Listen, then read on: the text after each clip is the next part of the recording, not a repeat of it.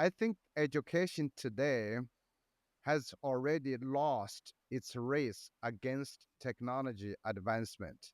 Education has generally really failed because education has a curriculum that aims to teach all students the important skills and knowledge for the future.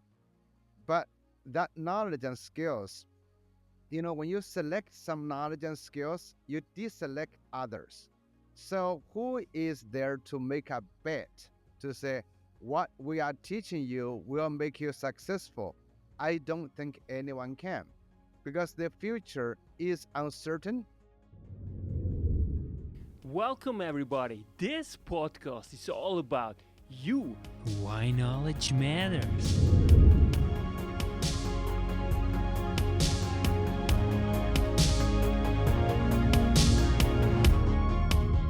Welcome, I'm Yannick, your host, and now joining me, Professor Yong Zhao.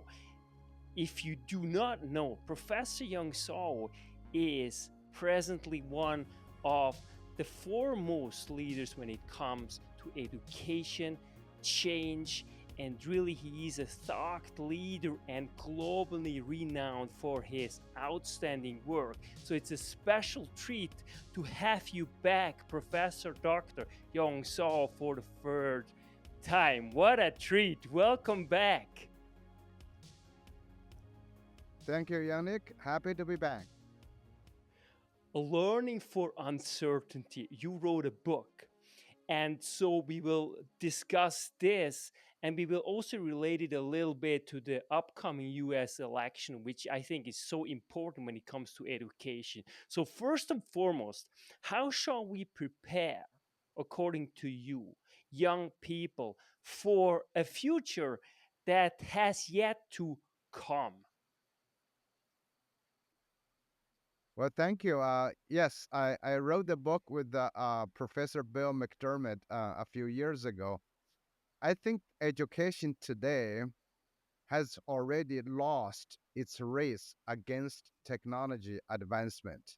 Education has generally really failed because education has a curriculum that aims to teach all students the important skills and knowledge for the future.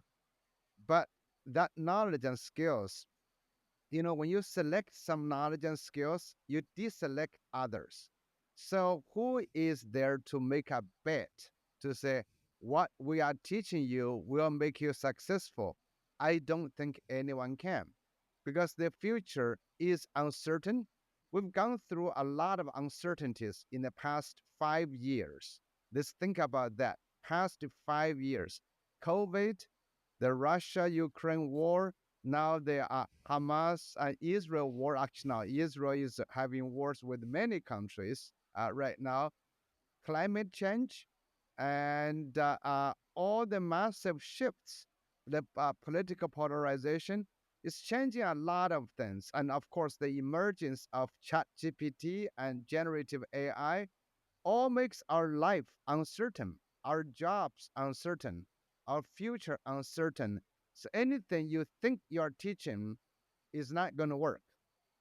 What we need is to help students to develop a new set of thinking. Number one, I think important is their ability and habit to find jobs worth solving, to find problems worth solving. Our schools, we don't teach children to look for problems or to refine problems, to understand problems that are worth solving. We teach them existing answers to existing questions or problems. We need to change that. In the age of uncertainty, you got to know what problems you're able to solve and what problems are meaningful. Second thing, of course, it is to have the creativity and entrepreneurial thinking to translate the problems into valuable contributions to the world and to others.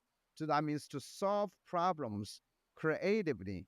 We need a lot of creativity, but creativity has to be tied with the person's ability, passion, and interest in other people. We have to teach our people to care about others and about problems facing the entire world.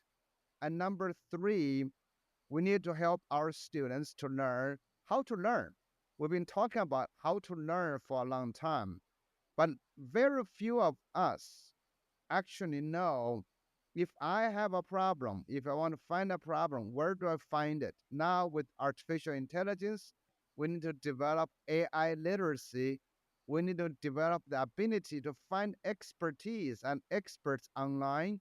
We need to develop the ability to seek advice and suggestions from people we don't know, to go beyond our communities, but learn how to learn is very important because not everything you're told is trustworthy. You can trust.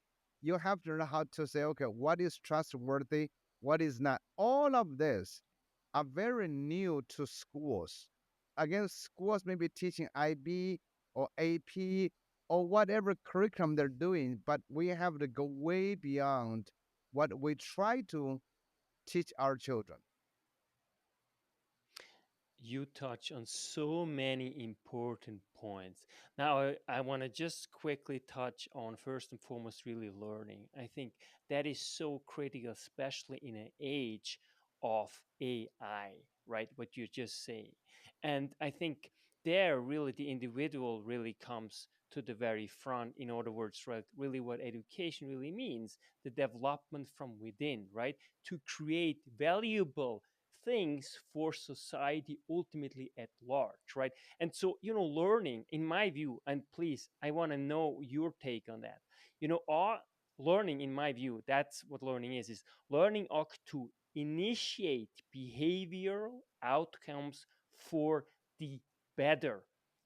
Of course, that's to a value judgment, but in general, I would say that it has to have a contribution for at least most people that you make society and yourself in one way or another better. What do you think about that? And I think that's already, kind of, because sometimes it's vague, right? Sometimes we don't even know what we actually mean by those kind of terms. Well, that's why I think schools have to change because everybody has run into problems, but you can complain about them, or you can say it's other people's responsibilities. Most people do not take problems into their own hands. Everyone technically can and should be able to create value for others, but they have to develop the sensitivity to that. They have to develop the ability to understand that. They also have to develop an ethical responsibility for thinking that I can make a contribution. They also have to have the confidence to say, yes, I can do something about it. There are a lot of things that our schools don't teach our students to do. And I think most people understand if you want to make a contribution, it's not just go find a job. Students in our schools can learn to make a contribution. Kindergartners can learn, primary school students can learn, but if our schools can create opportunities for students to do so, they'll be much better prepared to have such a mentality so that when they see a problem, they said, I can do something about that. Or they can at least develop and problems and choose the problems they can solve. It's a habit. You're right there, because as you mentioned just a few minutes ago, it's also like somehow a set of thinkings, right? It's a mindset. And that's where you also come into. What I really appreciate is, I mean, you wrote a book, Reach for Greatness, a brilliant book, which really, to me, that's the way education ought to unfold. Unfortunately, it isn't. Now, one big problem, and you mentioned AI. One big problem now is like that people are, and now we are almost in this age where people are, to some extent, they lost free will. And I believe still in the sense of free will, that you still have agency. But now with AI, in so many ways, our lives are dictated by algorithms that are so powerful. So how do we somehow steer back and help people go back on the right track? Because for most people, let alone students, it's a huge task.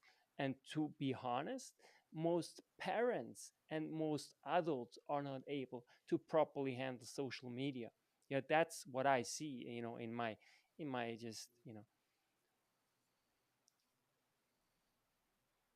Well, I'm not sure it's going back. It is really actually going forward. I mean, because schools for a long time have taught our students and who become parents to believe that mastering the curriculum is going to help them advance into the future. That's what you finish elementary school, you go to secondary school, you go to college, then you graduate, then you get a degree. That's what we think will prepare you to be ready for the future. But our children live the future now. They create the future tomorrow. So they're doing that right now. What we need to do is to break away from the traditional belief. I don't think you can actually teach everybody or convince everyone to change right away. So I've been advocating a new model of schooling. I've been experimenting this in different countries, in different schools, which I call school within the school model. So, like, you're in your school and you cannot change your entire school because you will have parents, students, teachers, even the society, the community reject you. They say, I cannot do that. I won't be able to give students more autonomy. Then don't do that. What you should start is start maybe with 5 students, 10 students, 20 students, those who are willing, who are excited about change, bring them in, build a school within a school without affecting other people. Smaller innovations or early adopters, they can try the new paradigm of education, which is about personalized learning, allowing students to control their own learning, to have more autonomy. And you do a school within a school, and then more teachers, more students, more parents might want to come, want to join you. I've seen such models happening. Actually, I'm helping them developing those in Australia, in China, in the US, in different schools. It's possible if you do it. And in this way, you do not impose innovation. You invite people to school transformation. You are issuing an invitation. You are not impose innovation on others. So you do not have resistance, but you are catering towards the needs of early adopters. You know what I really appreciate is personalized learning, right? And it really comes to mind Carl Rogers, who really talks about on becoming a person, right? And I think that's more important than ever. He was talking, about those kind of things, in the 50s, 60s, and he published this book in the 1990s. And what he really is talking about, and he's also talking about learning and education in many ways. And so he developed this concept really that the most and first and foremost education ought to cater, as you said, really to develop this person within, in order to achieve ultimately self actualization, which is clearly to the benefit of society. I mean, we can go a little bit more deeper into that, but that's really what you are touching on, really. It's this personalized education. Now, how do you think, if I want to frame this a little bit in terms of also the book, in uncertainty, learning for uncertainty? And to me, the most important thing is, first and foremost, is that we have to help people to reframe what actually change means, because right now it is associated as something negative. Like, first and foremost, change is the only constant, right? So we have to reframe it so that it we do not go automatically into this, into this survival mode, right? That's the first thing, I think, because even the concept of time, in my view, is intrinsically linked. In fact, I would say change is what makes us having somehow a notion of the concept of time, you know? And so, how do we change this mindset ultimately? That's the first one. And then, secondly, which also is related, is that we actually go into really this development of seeing each other as person and striving to having this acceptance, because according to Rogers, also very important, acceptance doesn't mean you agree, but acceptance, of course, he uses it in a therapeutic setting, but he also uses it in an educational setting. So if you truly accept someone, so then the person is more likely ultimately to open up, to start becoming more creative, as you were mentioning, more caring towards others, and so on and so forth. So that's how do we ultimately make this shift happen, as you propose and as you successfully already started in Australia, the US, and China. Well, I think the what you mentioned is absolutely important about the personalization. I think the first thing we need to think about when you said change is a constant. Everyone says that. Everyone agrees to that. But the first thing is that what changes for you might be different changes for me. So every student, every person in different context would have different changes. And even the same change would have different impact. Some changes are better for some people, but are bad for others. The same change can be great for one person and can be bad for another person. So I think we need to help each student understand their own context. I mean, you're in Costa Rica. In Costa Rica, you will have different problems. You will have different context. And you just mentioned the social media. If you are in a different group, you may have different experiences. I think now we need to encourage our students to understand their local context, the people they interact with, and also develop a sense of saying what's right, what's wrong. I think that's probably human universal. I hope what's right, what's wrong, and now we may be confused by that, but there should be some human universals. So that's very important to think about. Another thing in our schools, people need to learn to care about each other. Like I said before, I've been trying to run a program called HIP, Human Interdependence Project. Human beings have to learn that they are interdependent, and individuals are interdependent, countries are interdependent, cultures are interdependent.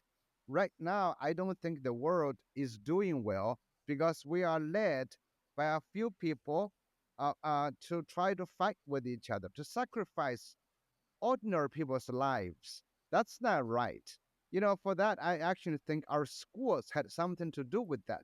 Schools should have taught people to be a lot more independent, other than just following a few demagogues, in the world. I think that's wrong. I think we need to understand. I have something I can contribute to you. You have something contribute to me.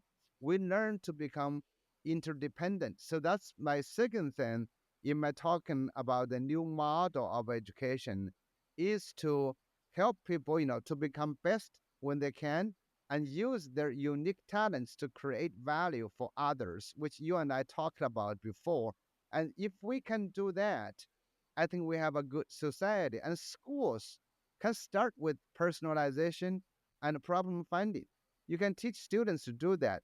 This goes beyond project based learning. It is finding problems and refine problems and understand problems and understand who cares about the problems and understand why you think you can create a better solution for the problems. I think we need to engage our students in the caring of others, and then the caring has to also rest upon themselves. What you're good at and what you're passionate about. So that part I don't think schools do. We teach people to care about others. We just say, okay, go clean the trash, donate food to others, but that's not from them. I think the contribution has come from you, what you can do, who you are. I mean, Yannick, like I said before, you are making a unique contribution using your talent, using your ability, and this matters. I want to come to this because this is really important human interdependence project, and I love to learn more about this a little bit later on, because this is, but right now it's really really lucky when it comes to US election that is coming up like in about 4 weeks.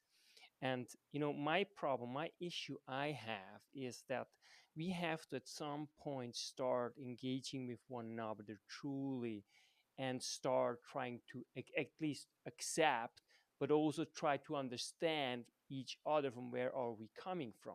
I think that's also very important, and that's why I told you, I think Roger's concept is really helpful, because it doesn't mean that you agree with those kind of people, whether you are supporting the Harris camp or the Trump camp. But what we have to do is start understanding each other, where are we coming from ultimately.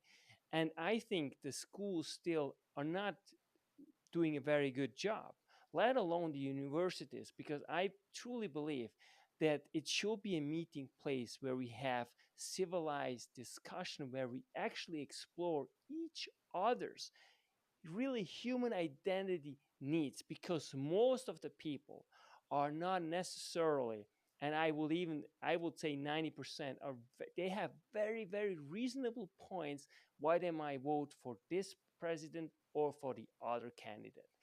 And so that's, to some extent, to me, is a failing of schools, and especially in higher education, that we do not provide this kind of space anymore. Because ultimately, what is it if we just judge other people by their appearances? And that's really, it seems, right?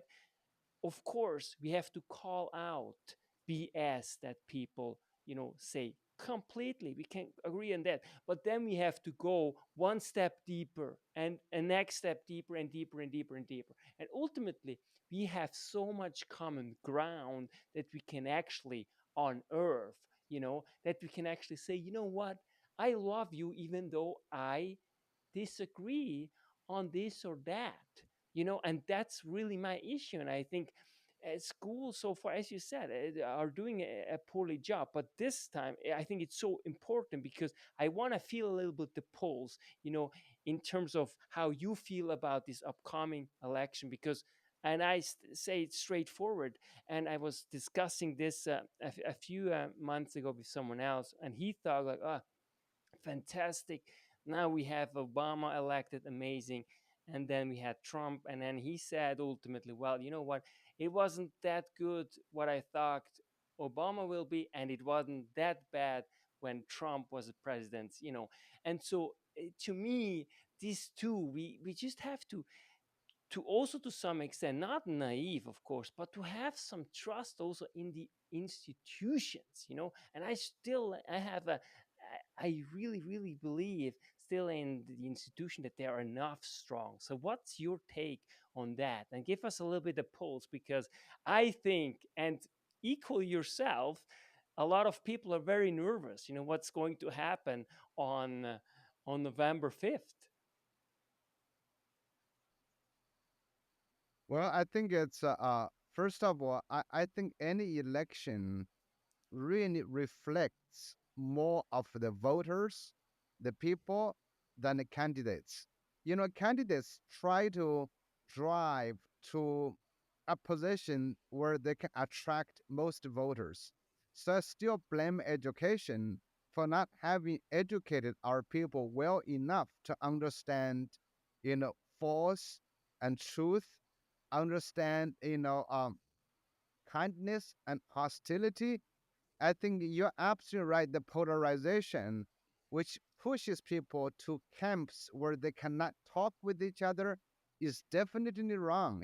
I think, but also I agree with you. I think about, majority of the people understand the situation. They can have a conversation, but they have their own purpose in the election because they are not necessarily aligning with each candidate, but they are aligned with their economic policy, foreign policy, trade policies.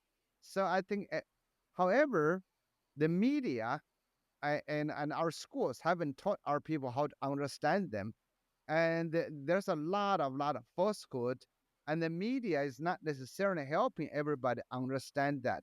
So I am nervous about the election as well, and I think most important, I'm hoping the democratic institutions would not be damaged. A president is only for 4 years, but the democratic institutions and their reputation and human trust in them should be preserved. That's what I worried about the most. Democracy is fragile. We need people to defend it. You go back to Thomas Jefferson. Why do we even have an education? Education is to defend democracy, and education is to teach our people to defend democracy. I think over the last several decades, schools have been teaching math, reading, but not about defending democracy, not about having a civil conversation. I hope this election will teach us more. Schools need to be engaged in civil, civil and civilized discussions and engage them in true conversations, not in violence, not in hostile, kind of hatred against each other. You really touch on it, and that's why also the civic programs and so on in the future, it will be primordial, it will be ultimately more important than, for example, the hard sciences. And that's not to say, I not want to say that one is more important than the other, but we also have to realize that AI will ultimately, you know put all these equation out there. That's not to say that we shouldn't study it. Of course, someone has to program the supercomputer, right? But I think now really, and I still do not know why there is still this emphasis on one side and not to the other, because what we are now facing, and you said it perfectly, we really face uh, a huge challenge because people somehow are not really here anymore. They're not really able to think clearly anymore. How can you think clearly when you start? Very first thing in the morning is pulling out your phone and start scrolling, all this, and most of the time just nonsense and rubbish. I'm not saying that you should not be informed about your friends, but now it's almost like that, it's more important trivialities that what actually means, being alive and being mindful and somehow, make a contribution. Well, definitely, I think there is again in the past few decades, there's too much emphasis on STEM, science, technology, and engineering, and math, not so much about humanities. Imagine history, literature, art, and philosophy. These are all very important humanities. It helps us understand why we live. Why are we human beings? I think that's absolutely essential to think about it. It's not everything is so technology, not everything is so science. I mean, with AI, you're absolutely, right. We got to understand its ethical biases. We got to understand the limitations of AI. We got to understand how AI could damage humanity and human civilization. There's a lot schools have to do. We cannot simply focus on engineering and science, but engineers and scientists honestly need to have guidelines. They need to understand the humanity. They need to understand philosophically why we live, why are we human beings. The psychology of human beings is also important as well. So anyway, I think this is it's always great to have a conversation with you, Yannick. This is fabulous. This too, I think there's also this understanding of science of somehow self-correcting, and to some extent that's right.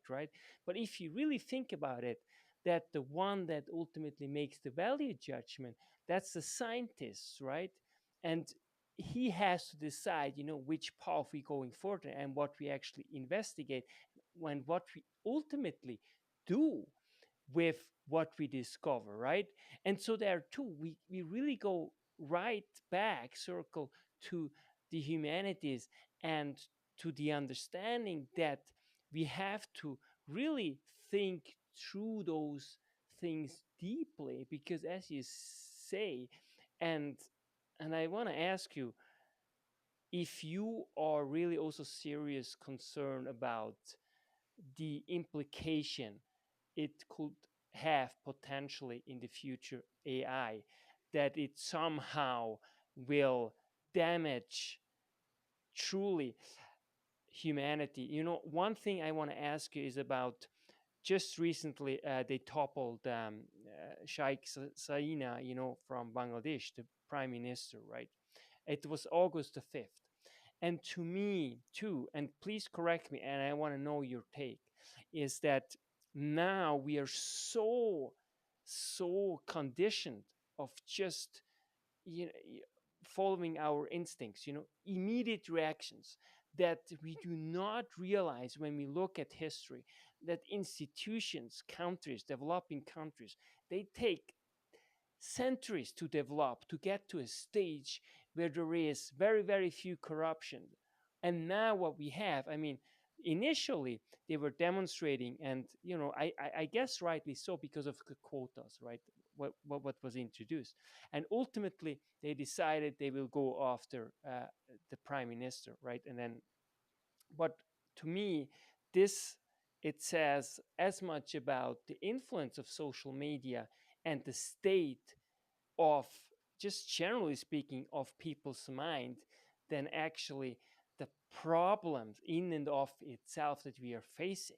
I think what is really important is that, and we see this through all this revolution that we saw, like the past 50 years, most of the time there's just another leader, another person who will be enriching him or herself and his family, and then the next comes again. And that's, to me, it's very concerning, especially when it concerns about 270 million people who truly still live in not very good conditions, but some do. And I just want to know your take on that, and how you think these are related in terms of society, social media, and now this inclination of the Gen Z, right, of going to the street, because there is this, to some extent, almost an illusion of being really well informed, right? Because you have access to education. But most of the people right now, as you said, we don't have the brains anymore to really, you know, dissect and decipher this information, at the analytical level. It's scary. So what's your take on that?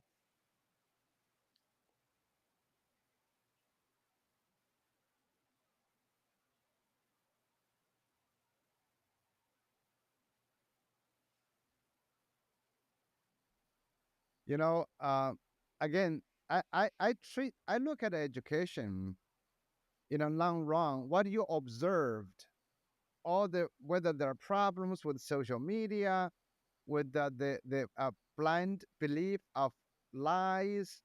This all has to do with we have not changed the education to catch up with technology. And you look at, how these schools teach about social media. We never taught anything. We have to say all these technologies, they're bringing massive changes to our society. But schools have always had to teach what was important 200 years ago. If you look at schools, it's we still focus on the basic math, basic reading, we never dealt with all the new possibilities. We did not think about, you can mobilize so many people, you can mobilize delusions, illusions to drive people. But our schools, even today in the most advanced, countries, they're still teaching children about the most basic. We're depriving our children to understand, to develop the abilities to walk into this uncertainty. So technology, like I said, has won the race. So it's just going forward. Any technology, has good and bad and ugly, but we schools have to help our children to understand, to cope with that. I mean, all the research about social media, is it bad? Is it good? It's both, but depends on how you use it, how you handle it. So a lot of the research on social media, for example, says, "Oh, it made children unhappy." I don't think so. It's we just did not know how to deal with that. And in the early days, of social media, when it came out, we had a great hope. So, oh, it's going to transform education, change education, but schools never actually made use of it. They never try to say, how do we change our curriculum? How do we change our pedagogy to help our students to develop those abilities? It's right there. I think it's so important, but somehow, and it reminds me of this notion of indigenous way of thinking and seeing the world. So the Western notion of science is really, if it's measurable, as you said, it's science, right? Everything now is tests. If it's measurable, then great. So it's very easy to put a grade on it. But when it comes to indigenous science, it's about if it's relational, and if it's not relational, it's not science. But this ultimately, what it really entails is that it's about holisticity, right? It's what life really is about, right? We cannot just pin it down. And so there it comes to some extent fuzzy, right? But that's what ultimately is that the whole is bigger than its parts, right? And to somehow combine and start really truly combining those two is still, it's not here. I don't know why it is, but tell me your point of view. Why do you think this is still not the case? And also, please tell me about what do you think we can do to help children immediately. Give some tangible examples what we can do as a parent, for example, to bring our kids, for example, off the screen. Because a lot of the confusion that I see personally is about so many things, is clearly there is a biochemical imbalance in their most of the young people's bodies, right? It's just not there because we became sedentary, right? We are completely hooked up in front of a screen. How can you truly develop as a human being, especially if you're a kid, right? And we know this play is so important for learning as well. I mean, you mentioned it, right? It's about creativity. We cannot be creative, you know, if you're not somehow, in attunement with life, with movement, right? Well, I think, parents, teachers, school leaders, government officials, policymakers, I think the first thing we need to do is to redefine what learning means. I think, what does learning mean? Because we have always defined learning in schools, academic subjects as learning. But today, as you already mentioned, we need to learn a lot of things and learning to do a lot of things and learning for a lot of different people. And so, are we having those kind of new definition of learning? Because we like to say, well, watching TV is not learning. That's not necessarily true. Playing video games is not learning. That's not necessarily true. So the second thing, if we broaden our definition of education, we may think differently about what's possible. And so, what's possible, for example, sorry about that. Not a problem.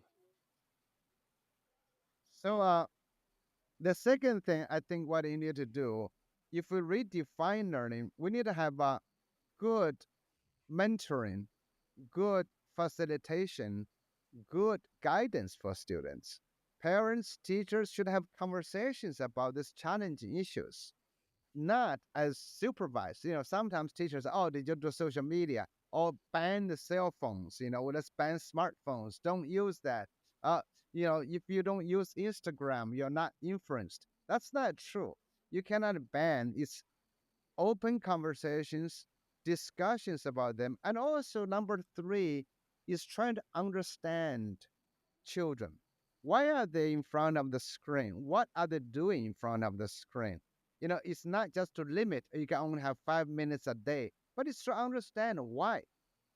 What do they do? A lot of children may be wasting their time playing TikTok, or but if they're repeating the same thing, they would get bored. You got to introduce something more exciting to them.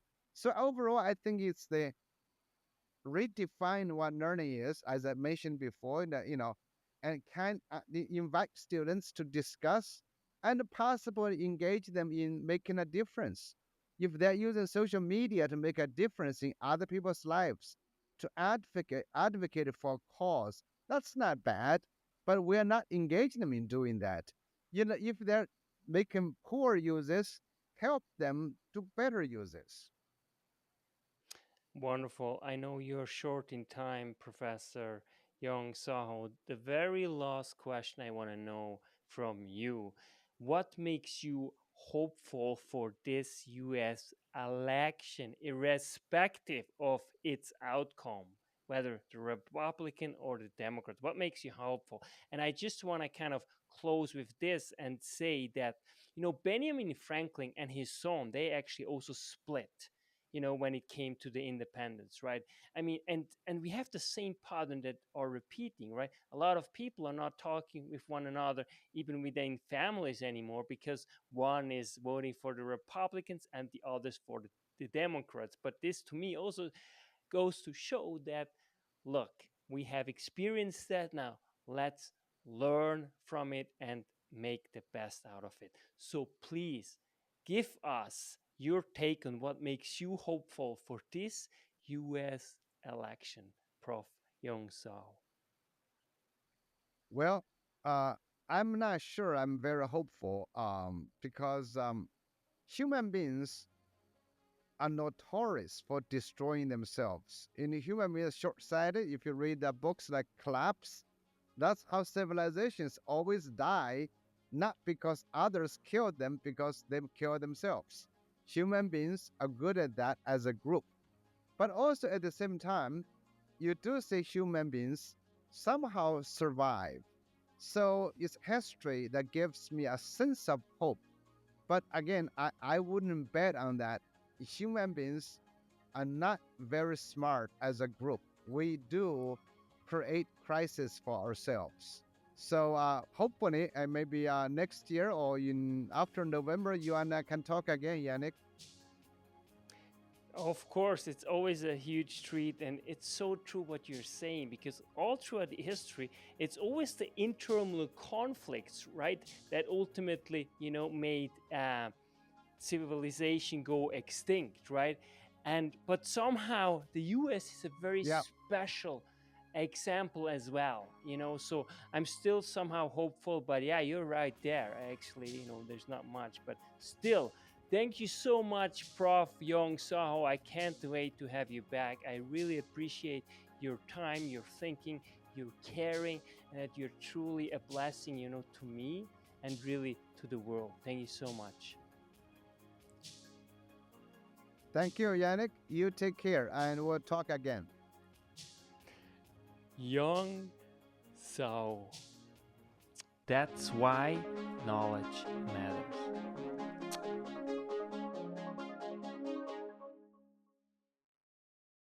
Make your life a masterpiece. Visit now programs.d-ykm.com. Meant to make you grow.